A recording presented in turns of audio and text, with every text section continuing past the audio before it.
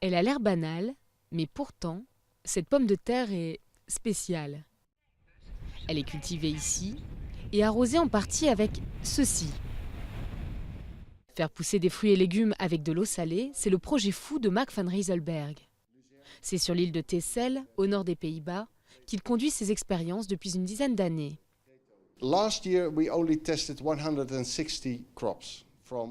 L'année dernière, nous avons testé 160 plants allant de la fraise à la laitue. Nous plantons les différentes variétés. Ce qui meurt, on oublie. Ce qui pousse, nous gardons. We forget, and what stays alive, we are interested, and what grows very well, we pick out. L'ambition de ces cultures ? Permettre des récoltes malgré la salinisation, l'accumulation de sel dans le sol qui menace la sécurité alimentaire. Notamment causée par l'évaporation, la salinisation est responsable de la perte progressive des terres cultivables dans de nombreux pays dans le monde.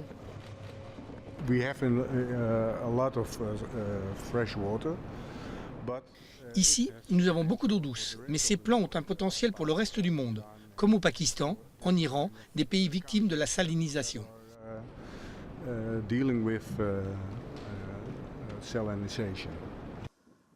Transformer l'eau salée en eau douce est possible, mais coûte très cher.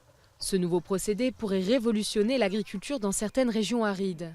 Égypte, Bangladesh, Inde et même la France. Au total, 25 pays ont déjà demandé de l'aide à Mark van Rieselbergh. Il finance ses recherches avec l'aide de l'État néerlandais et la revente de son expertise à l'étranger. Voici son laboratoire. Dans ce champ, on mesure l'exacte quantité d'eau salée apportée aux cultures afin de trouver le meilleur rendement.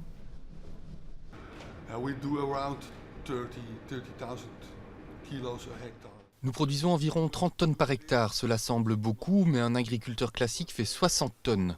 Ces pommes de terre poussent uniquement avec de l'eau douce. Les nôtres ne sont donc pas aussi performantes, mais elles poussent avec de l'eau salée.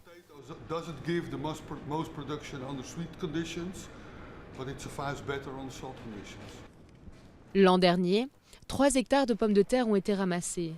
L'objectif est de multiplier ce chiffre par 5 l'année prochaine. D'ici 2050, il faudra nourrir 9 milliards de bouches sur Terre.